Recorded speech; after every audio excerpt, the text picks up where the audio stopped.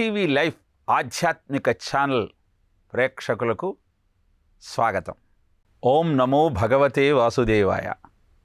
నైమిషే నిమిషక్షేత్రే ఋషయ శౌనకాదయ సత్రం స్వర్గాయ లోకాయ సహస్ర సమమాసత.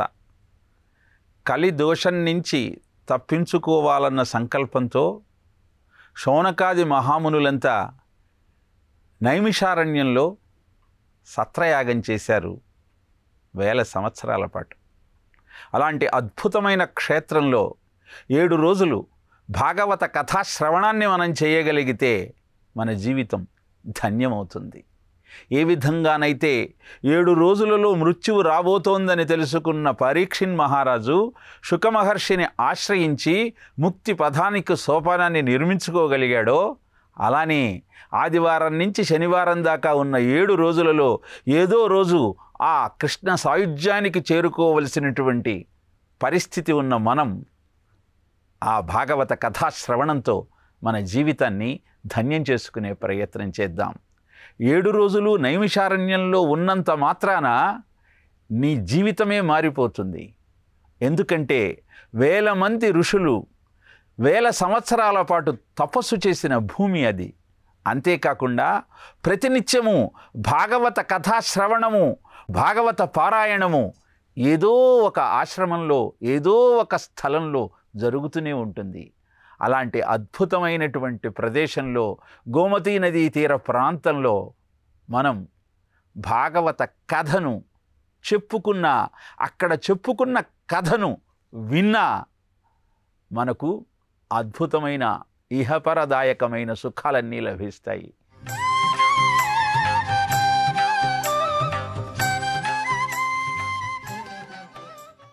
నైమిషారణ్యంలో భక్తులంతా కలిసి సత్రయాగంలో భాగవత కథా సప్తాహం నడుస్తున్న సందర్భంలో గణేశ స్తుతి చేస్తూ ఉంటే కథ చెప్తున్న సూతుడు వింటున్న శౌనకాది మహామునులతో నారదుడు ఏ విధంగా వ్యాసుడికి హరినామ సంకీర్తనలోని అద్భుతాన్ని ఆవిష్కరిస్తూ ఉన్నాడో వివరిస్తూ ఉన్నాడు. మనం నామం చెప్పేటప్పుడు మనకు చాలాసార్లు సందేహం కలుగుతూ ఉంటుంది. శౌనకాది మహామునులరా, తప్పు చెప్తామేమో, శబ్దం సరిగా రాదేమో, సంస్కృతం మనకు రాదు కదా అనుకుంటాం. కానీ ఒక విషయం చెప్తున్నా వినండి మీరు. అపశబ్దంబులుగూడియున్ హరి చరిత్రాలాపముల్ సర్వ పాప పరిత్యాగము చేయుగమున హరిన్ భావించుచున్ పాడుచున్ జపములు చేయుచు వీనులన్ వినుచు అశ్రాంతంబు చింతించుచున్ తపసుల్ సాధులు ధన్యులౌదురు గదా తత్వజ్ఞ చింతింపుమా. మనం చెప్పేటప్పుడు దాంట్లో మన ప్రయత్నం లేకుండా అపశబ్దం వస్తే బాధపడాల్సిన అవసరం లేదు. ఎందుకంటే అన్ని పేర్లు ఆయనవే. నీ మనస్సు, నీ హృదయము, నీ ఆలోచన, ఆచరణ ఆయనకు కావాలి తప్పితే నీ విద్వత్ ఆయనకు అక్కర్లా. నువ్వు ఎంత గొప్ప పండితుడిపై సంస్కృత సమాసాలు పాణిని వ్యాకరణం అంత కంఠోపాఠం చేసినా లాభం ఏం లేదు. అదే చెబుతాడు ఆదిశంకరుడు, భజగోవిందం భజగోవిందం భజగోవిందం మూఢమతే సంప్రాప్తే సన్నిహితే కాలే నహి నహి రక్షతి డుప్లింకరణి.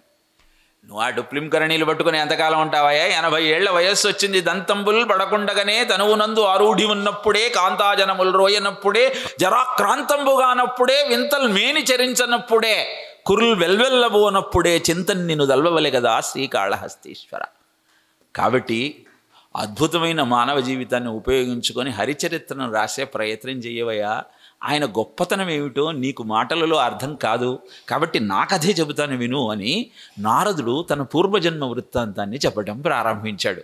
అది విన్న తర్వాత వ్యాసుడిలో పరివర్తన ఖచ్చితంగా కలుగుతుందన్న నమ్మకంతో, నేను పూర్వకల్పంలో ఒక దాసీపుత్రుణ్ణి.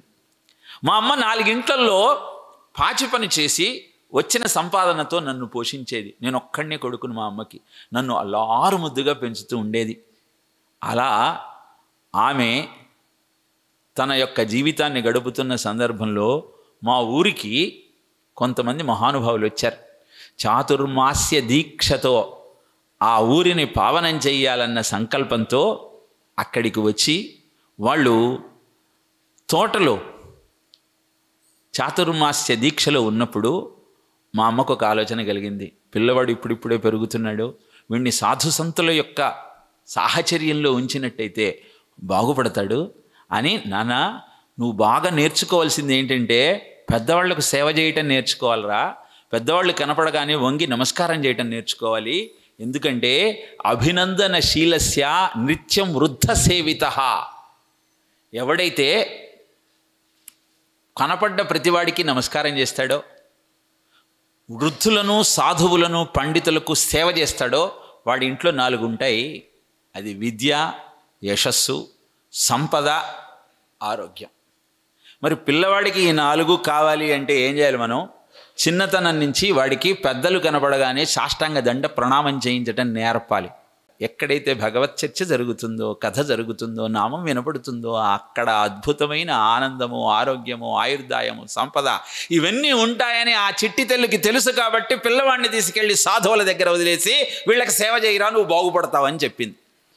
వెంటనే ఆ చిన్నతనంలో మంగళమనుచు వారి ఎంగిలి భక్షింతు వానకెండకు నోడన్ ముంగల నిలుతును వెంగిలి క్రియ ఉరు వివేకముతోడన్. వాళ్ళు తిని వదిలేసినటువంటి ఆహార పదార్థాన్ని నేను సేవించేవాడిని. వాళ్ళు ఏం చెయ్యమంటే ఆ పని చేస్తూ వాళ్ళ వెంటనే తిరిగేవాడిని. నా బుద్ధిని అస్సలు ఉపయోగించుకునేవాడిని కాదు. వాళ్ళు కూర్చోమంటే కూర్చునేవాడిని, నిలబడమంటే నిలబడేవాడిని. ఇక్కడ చాలామంది మంగళమనుచు వారి ఎంగిలి భక్షిస్తే అంటే కేవలం వాళ్ళు వదిలేసిన పదార్థాలను మాత్రమే తింటాం అనుకుంటారండి. కానీ పోతన యొక్క ఆలోచన అది కాదు, వ్యాసుడి ఆలోచన అది కాదు. ఉచ్చిష్టము అంటే నోటి నుండి వచ్చేది, అది తిన్న ఆహారము. ఇంకేమొస్తుందండి నోట్లోంచి? వాళ్ళ మాటలు. వాటిని పట్టుకునేవాడిని నేను. వాళ్ళు ఏం చెబితే చేసేవాడిని. ఓం నమో భగవతే వాసుదేవాయ, రోజు ఈ మంత్రాన్ని కనీసం 11 సార్లు అనండి అని వాళ్ళు చెప్తే మరుక్షణమే దాన్ని చేయడం నేను ప్రారంభించేవాడిని. రోజు ఈ స్తోత్రాన్ని చదివేసేవాడిని. ఇలా వాననక ఎండనక వాళ్ళ వెంట తిరుగుతూ ఉండేవాడిని. వారల్ కృష్ణ చరిత్రముల్ చదువగా వర్ణింపగా మాడగా ఆరావంబు సుధారస ప్రతిమమై అశ్రాంతమున్ వీనులతో రంబై పరిపూర్ణమైన మది సంతసించి నేనంతట ఆరంభించితి విష్ణు సేవకితర ప్రారంభ దూరుండనై. వాళ్ళు ప్రతినిత్యం ఏం చేసేవాళ్ళు? ఆ కృష్ణుడి కథ చెబుతుండేవాళ్ళు, ఆయన యొక్క గుణగణాలను వర్ణిస్తుండేవాళ్ళు, ఆయన యొక్క గొప్పతనాన్ని పాటల రూపంలో పాడుతూ ఉండేవాళ్ళు. అవన్నీ వింటుంటే నేను ఆనందంతో ఊగిపోయేవాడిని. అప్పుడు ఆ పరమాత్మ విష్ణువుకు వాళ్ళు ఇచ్చిన నిర్వచనం ఒకటే, చరాచరేషు భూతేషు వేషనాత్ విష్ణుర్చతే. అన్నింటిలో ప్రతి ప్రాణిలో ఆ విష్ణువే ఉన్నాడో గమనించరా నాన్న అని నాకు చెప్పారు. అందుకే ఎవరిని చూసినా నాకు విష్ణువే కనపడేవాడు. అందుకని నేనేం చేసేవాడిని? ప్రతివాణ్ణి సేవించటం ప్రారంభించా. అప్పటి నుంచి నేనంతట ప్రారంభించితి విష్ణు సేవకితర ప్రారంభ మిగతా అన్ని పనులు వదిలేశా. చేయలేసి ఓన్లీ విష్ణువును ఆరాధించటం మొదలుపెట్టా. అంటే కేవలం విగ్రహాన్ని పెట్టి షోడశోపచారాలు చేశాడని కాదు అర్థం. కనపడ్డ ప్రతివాడిలో ఆ విష్ణు స్వరూపాన్ని చూడటం ప్రారంభించాను. ఎప్పుడైతే నేను వాళ్లను నిష్కపటంతో వాళ్లే సర్వస్వమని కొలవటం ప్రారంభించానో వాళ్ళు కరుణ వత్సలతతో నాకుపదేశించిది ఈశ్వర రహస్యోదార విజ్ఞానమున్.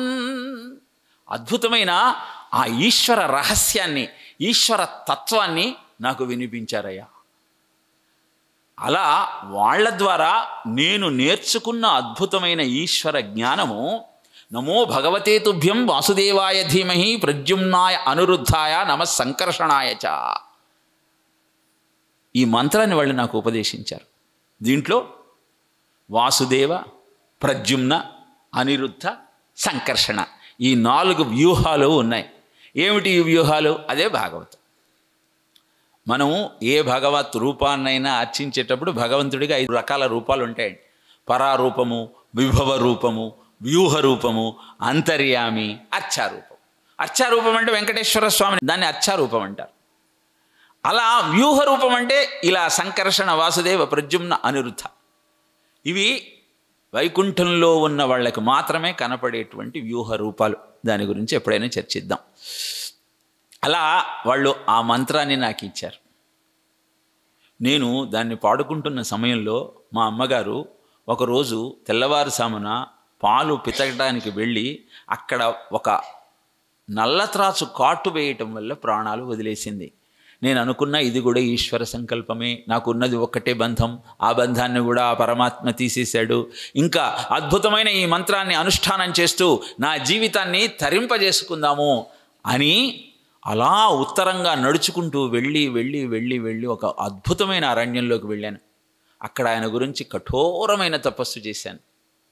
అలా తపస్సు చేస్తూ ఉంటే నాకు ఒక లీలా మాత్రంగా ఆయన రూపం కనబడి అంతర్ధానమైంది. నాకు మళ్ళీ ఆయనను ఏ విధంగానైనా చూడాలన్న సంకల్పంతో అహోరాత్రాలు ఆయన గురించి తిరుగుతూ ఉన్న నేపథ్యంలో నాకు ఒక ఆకాశవాణి వినపడింది. నాయనా, నీకు ఉత్సాహం తెలపటం కోసం, ఉత్సాహం రావటం కోసం నేను ఈ రూపాన్ని నీకు చూపించాను. నీకు ఈ జన్మలో నా దర్శన భాగ్యం మళ్ళీ లభించదు.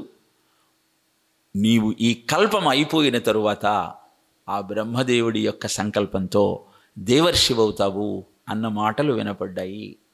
అలా నారదుడు తిరుగుతూ వచ్చిన అరణ్యము పేరేమే? నైమిషారణ్యము. ఇక్కడ నారదుడికి ఆ ఈశ్వర సాక్షాత్కారం లభించింది. అలాంటి అద్భుతమైన పుణ్యక్షేత్రం కాబట్టే భగవద్ దర్శనము, భగవత్ కృప, భగవత్ కటాక్షము సులభంగా నీకు అందాలి అంటే అలాంటి ప్రాంతాలలో నువ్వు అనుష్ఠానం చెయ్యాలి, కీర్తన చెయ్యాలి, కథ వినాలి, నవవిధ భక్తులను ఆచరించాలి. అందుకే ఈ పర్వదినాలలో మనము ఆయనను అర్చించే ప్రయత్నం చేస్తూ ఉన్నాం. ఇలా నారదుడు ఆ విధంగా నాకు ఆ స్వామి యొక్క కరుణా కటాక్షం లభించిందయ్యా అని చెప్పి అక్కడి నుంచి వెళ్ళిపోయిన తర్వాత వెంటనే వ్యాసుడు సరస్వతీ నదీ దారానికి వెళ్ళాడు. శమ్యప్రాసమితి ప్రోక్త ఋషయ సుఖ ప్రవర్ధిత అని చెప్తాడు భాగవతంలో.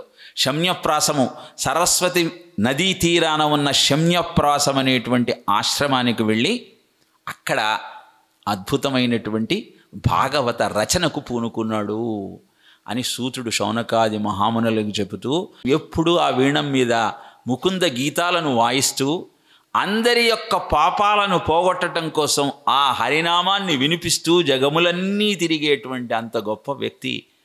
ఆయన యొక్క దర్శన భాగ్యం, ఆయన కృపా కటాక్ష వీక్షణం లభించటం సామాన్యం కాదు. ఆయన యొక్క మాటలతో ప్రభావితుడైన వ్యాసుడు శమ్యప్రాసం అనేటువంటి ఆశ్రమంలో భాగవత రచనకు పూనుకున్నాడు.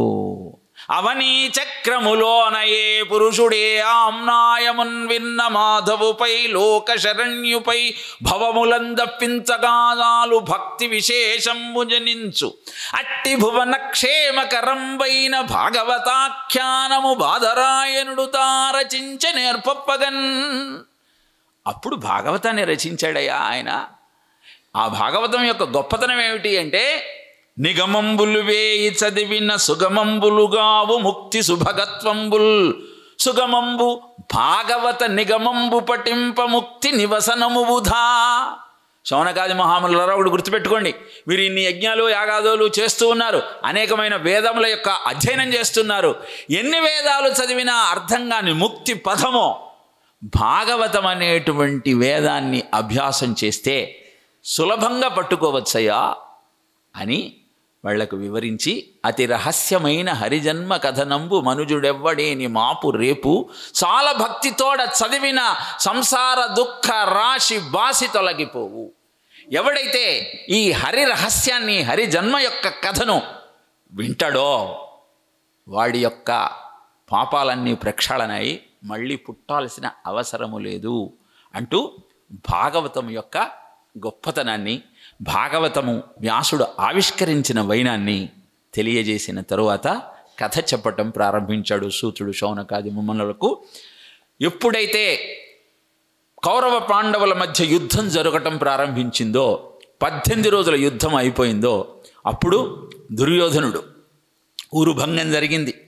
భీముడు దుర్యోధనుడు గదాయుద్ధం చేశారు. దానిలో భీముడు తన ప్రతిజ్ఞ నెరవేర్చుకోవడం కోసం దుర్యోధనుడి యొక్క ఊరువులను భగ్నం చేశాడు. కదలటం చేతగాక కాసారం దగ్గర పడి ఉన్నటువంటి దుర్యోధనుడి దగ్గరికి అశ్వత్థామ వచ్చి, రాజా నిన్నింత దీన స్థితిలో చూస్తాననుకోలేదు, నీకు జరిగిన ఈ పరాభవానికి ప్రతీకారం తీర్చుకుంటాను, ఆ పాండవులకు బుద్ధి చెబుతాను అని చెప్పి అర్ధరాత్రి పూట పాండవ శిబిరంలోకి ప్రవేశించి నిద్రిస్తున్న ఉప పాండవుల యొక్క శిరస్సులు ఖండించి ఆ 5 శిరస్సులు తీసుకొని దుర్యోధనుడి దగ్గరికి వచ్చి, ఇలా వాళ్ళని చంపేశాను అంటే, ఎందుకు చేశావు ఇంత దరిద్ర పని అన్నాడు దుర్యోధనుడు. ఇలానా చిన్నపిల్లల మీదనా, నిద్రపోతున్న వాళ్ళ మీదనా నువ్వు ప్రతీకారం తీర్చుకొని నాకు పరాభవానికి ప్రతీకారం తీర్చేది? ఇది కాదయ్యా, ఇది మనిషి అన్నవాడు చెయ్యడు, జుగుప్సితం అంటాడు, ఇది సిగ్గుతో తల వంచుకోవాల్సిన పని అని తిట్టిన తరువాత అశ్వత్థామ సిగ్గుపడుతూ నిలబడ్డాడు. కానీ ఇక్కడ ద్రౌపది కన్నీరు మున్నీరుగా విలపిస్తోంది. వంశాంకురం లేదు, 5 కొడుకులను అశ్వత్థామ పొట్టన పెట్టుకున్నాడు అని భోరున విలపిస్తున్నటువంటి ద్రౌపది దగ్గరికి అర్జునుడు వచ్చి, ఏడవకు, నీకు జరిగిన ఈ అన్యాయానికి ప్రతీకారం తీర్చుకుంటాను, ఆ అశ్వత్థామను పట్టి తీసుకొచ్చి నీ కాళ్ల ముందు పడేస్తాను అని గుర్రం మీద కృష్ణుడితో సహా అశ్వత్థామను వెంటాడుతూ వెళ్ళాడు. భయంతో అశ్వత్థామకు ఏం చెయ్యాలో అర్థం కాల, పరిగెత్తటం ప్రారంభించాడు. వీళ్ళు నన్ను వదిలేటట్టు లేరని ఆఖరి అస్త్రంగా బ్రహ్మశిరోనామక అస్త్రాన్ని ప్రయోగించాడు. అది జాజ్వల్యమానంగా ప్రకాశిస్తూ వవృధాతే వాహిని అర్కవత్ అంటాడు. ఒక సూర్యుడు ఎలా అయితే ప్రకాశిస్తూ వస్తున్నాడో అంత తేజంతో అది వస్తోంది. అది చూసి అర్జునుడు బెంబేలు పడ్డాడు. ఎలా ఈ బ్రహ్మశిరోనామక అస్త్రం నుంచి తప్పించుకోవాలని కృష్ణుడిని అడిగాడు. కృష్ణుడు అన్నాడు, నీకు కూడా తెలుసు కదా, ఆ మంత్రం నువ్వు కూడా ప్రయోగించన్నాడు. అర్జునుడు కూడా బ్రహ్మశిరోనామక అస్త్రాన్ని ప్రయోగించాడు. ఈ 2 జాజ్వల్యమానమైన ప్రకాశంతో లోకాలన్నింటినీ అల్లకల్లోలం చేయటం ప్రారంభించాయి. ప్రయోగించనైతే ప్రయోగించాడు, కానీ అశ్వత్థామకి దాన్ని ఉపసంహారం ఎలా చేసుకోవాలో తెలియదు. అర్జునుడికి తెలుసు. కృష్ణుడు అన్నాడు, వాణ్ణి మనం ఎలాగో పట్టుకుంటాం, ఈ 2 అస్త్రాల కారణంగా ప్రపంచమంతా అల్లకల్లోలం అయిపోతుంది, కాబట్టి నువ్వే ఆ 2ంటిని ఉపసంహరించమన్నాడు. అర్జునుడు తనకు తెలిసిన విద్యతో ఆ 2 అస్త్రాలను ఉపసంహరించి అశ్వత్థామను పట్టి బంధించి రథానికేసి కట్టి తీసుకొచ్చి ద్రౌపది ముందు పడేశాడు. వామస్వభావ కరుణ ననామచ. ద్రౌపది అప్పుడు ఏం చేసిందంటే, ఆయన కట్లు ఇప్పేయండి ఫస్ట్ అని. అశ్వత్థామ కట్లు విప్పగానే 2 చేతులు ఎత్తి నమస్కరించి, నాయన నువ్వు బ్రాహ్మడివి, బుద్ధి ప్రకాశిస్తున్నటువంటి మహానుభావుడివి, వీరులలో అగ్రగణ్యుడివి, ఇలా 5 శిశువులను చంపటం న్యాయమని నీకు అనిపిస్తోందా అని ఒక తల్లి ఒక కొడుకుతో మాట్లాడినట్టు ఫస్ట్ అశ్వత్థామను నమస్కరించి మరీ హెచ్చరించింది. ఆ తరువాత ఉద్రేకంబునరారు శస్త్రధరులై యుద్ధావనిల్లేరు, కించిద్రోహము నీకు జేయరు బలోత్సేకంబుతో, చీకటిన్ భద్రాకారుల పిన్న పాపల రణప్రౌఢ క్రియాహీనులన్, నిద్రాసక్తుల జంపనకట నీ చేతులెట్లాడెనో. ఒక తల్లిలాగా బాధపడుతూ ఉంది. నువ్వు నీ మీదకు దండెత్తి ఆయుధం తీసుకొని వాళ్ళ యొక్క విద్యా కౌశలాన్నంతా చూపించాలనే ప్రయత్నం చెయ్యనటువంటి చిన్న పాపలు, అసలు యుద్ధం అంటే ఏంటో తెలియని వాళ్ళు, ఖడ్గం తిప్పటం కూడా రాని వాళ్ళు, నిద్రపోతున్న వాళ్ళు, పిల్లలు, వాళ్ళని చంపడానికి నీకు చేతులు ఎలా వచ్చాయా అని చెప్పి ఒక స్త్రీమూర్తి ఎంత అద్భుతంగా ఆలోచిస్తుందో ఈ 3 శ్లోకాల పద్యాల క్రమం మనకు తెలియజేస్తుంది. మొదట ఒక తల్లిలాగా హెచ్చరించింది, తర్వాత ఒక తల్లిలాగా బాధపడింది, తర్వాత ఇంకొక తల్లి ఎలా ఆలోచిస్తుందో, అక్కట పుత్ర శోక జనితాకుల భార విషణ్ణ చిత్తనై పొక్కుచునున్న భంగి నిన్ను బోర కిరీటు నిబద్ధు చేసి నేడిక్కడి కిట్టు చర్చిత సహించనిదై భవదీయ మాత నేడెక్కడ ఇట్టి శోకమున ఏ క్రియ ఏడ్చుచు పొక్కుచున్నదో. నాకు జరిగినటువంటి అన్యాయానికి ప్రతీకారం చెయ్యమని నేనే అర్జునుణ్ణి కోరిన మీదట పరిగెత్తుకుంటూ వచ్చి నిన్ను బంధించి ఇక్కడికి తీసుకొచ్చాడు. కానీ ఏ బాధ అయితే నేను అనుభవిస్తూ ఉన్నానో అది నీ తల్లికి కూడా జరుగుతుంది కదా నిన్ను చంపేస్తే అని ఒక స్త్రీ ఇంకొక స్త్రీ గురించి ఒక తల్లి ఇంకొక తల్లి గురించి ఎలా ఆలోచిస్తుందో ఈ అద్భుతమైనటువంటి 3 పద్యాలలో మనకు అర్థమవుతుందండి. అదే భారతీయత అంటే. ఎదుటివాడి గురించి ఆలోచించటమే భారతీయత అండి. ఆ గురు గోవింద్ సింగ్ బాణాల కొనలకు బంగారం పూస్తున్నట్టండి.